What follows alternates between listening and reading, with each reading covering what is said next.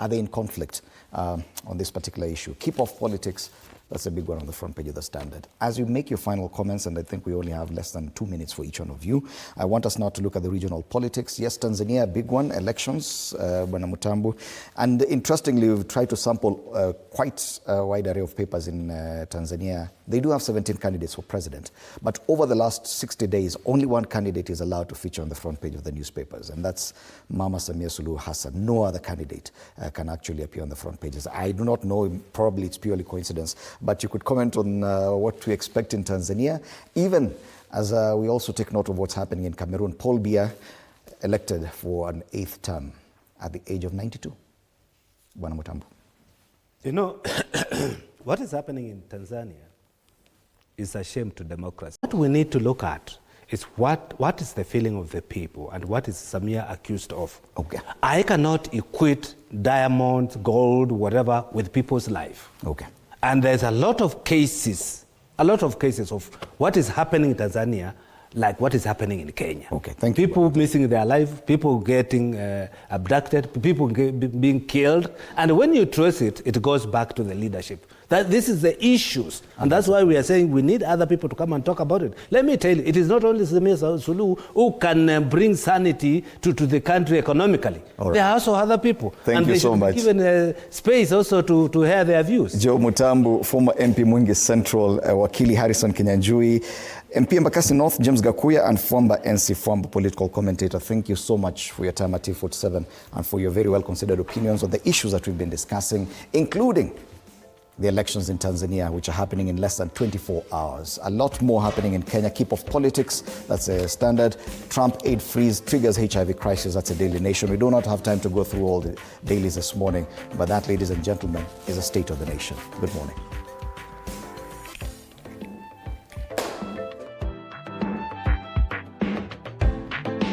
Because the moment you detain the key opponents or the moment you arrest people who seem to be strong to oppose you, then that is an insult to democracy. That is what is happening in Tanzania. And Tanzanians, they've been quiet for too long. But recently they've been waking up, maybe learning from Kenya. They are now waking up. And I don't see Samia losing because she's the one who has been out there to the public, and he made Tanzanians to believe that it is only her who can lead them. The Tanzanians were not given that freedom to allow views from other people who have dissenting opinion from the government. So that's what I'm saying, it's a shame to democracy. If they uphold democracy, they could have led other people. And that has even happened, even here in Kenya, we have seen it. And also in other African countries. Actually, democracy in Africa is yet to mature to a point whereby now the sitting regimes can give free hand or free space to any other opposition leaders who want to come in.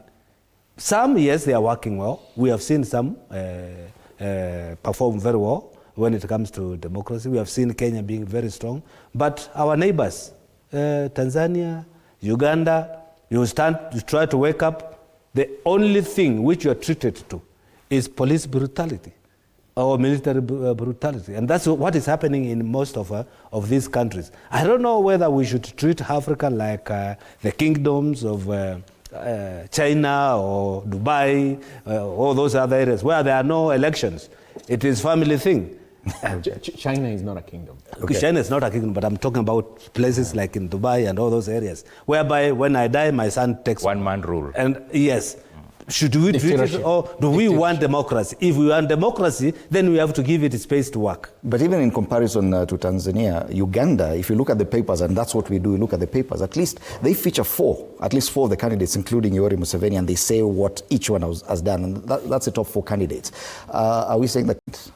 For me, I think I look at it from a Kenyan context and say that we are very lucky, or we can say that we are privileged to occupy a position that is democratic as opposed to many other African countries that say lag behind. I was in Tanzania last week and everywhere could only see posters of one candidate. And it reminded me of the 1977 MPR referendum where Mobutu Sese Seko declared that they were going to seek approval. Remember the famous song by Franco of saying there is only one candidate, Mobutu Sese Seko. So these countries that are not well democratized to the standard of Kenya are like what Zaire was at that time. When you see what is happening in Cameroon, there's no likelihood that there's anything democratic ongoing. It's just someone trying to affirm himself as a permanent dictator of the republic. Same case with Uganda, someone running against himself. So for us, I think as Kenyans, we should be thankful, especially to our democratic fathers of democracy, including the just departed Right Honorable Raila Odinga, for the role they played in putting us where we are in terms of democratic gains that we have. Mm-hmm. Yeah. Thank you. Bwana Gakuya, what's your assessment of what's happening in Tanzania? In fact, it has been a nice show, taking into consideration that we assessed the campaign trail of Tanzania, and we could witness a lot of brutality, especially for those Kenyan activists who met a very strong brutality in that particular region. That tells you that, in fact, the administration there was totally sure that, in fact, they don't want any outsider to interfere with the internal matters. And therefore, they were sealed to make sure that, in fact, one CCM candidate, Suluhu, has no any other outside influence that may bring that strength of opposition in that particular region. To date, there is that opposition candidate who was locked in, and even his party was locked from competing. That is totally dictatorship. And what I would say, as much as Tanzania has grown economically very speedily, it's also important to give people their freedom and democracy to exercise in terms of leadership, and given a freedom to elect and choose their candidates without those what we call battered government forces. It is long, and equally in what we witnessed in Cameroon. It also naive to have the route of the late president of Southern Africa country, who was I don't remember his name, but it is long. In fact, to cling to power, 8 terms until when you are 92, and even you have not stepped to a campaign trail, and yet you find yourself in the victory.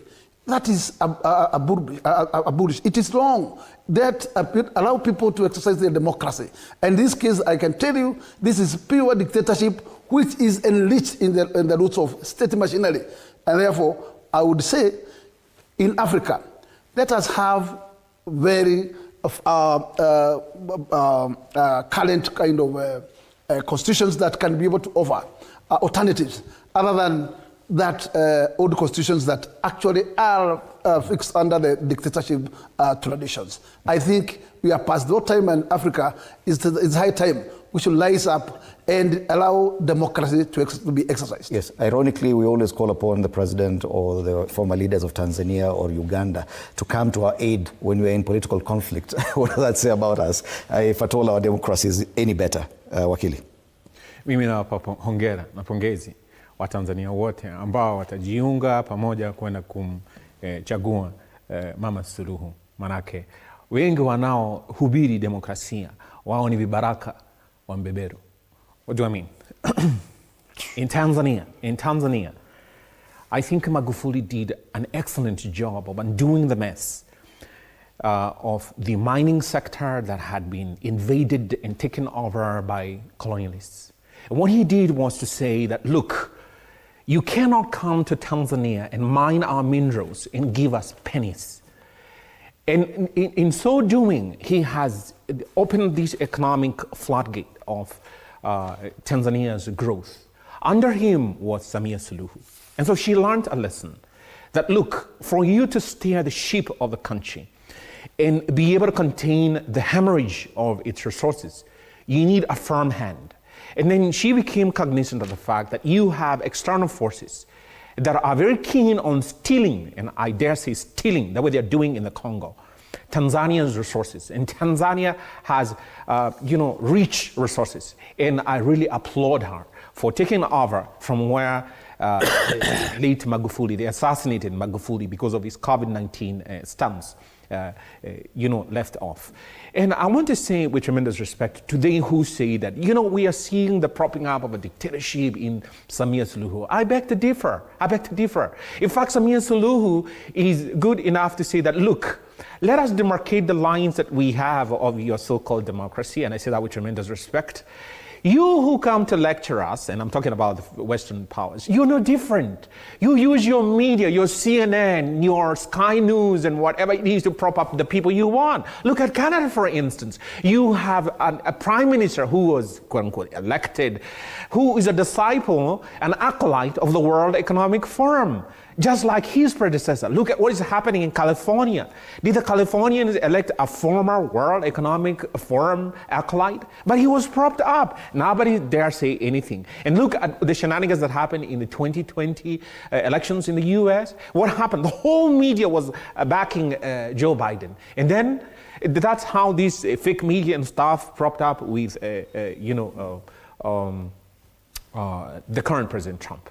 And so by people saying that, we have all these splashing of the news about Samia Suluhu, what's different? It's not different.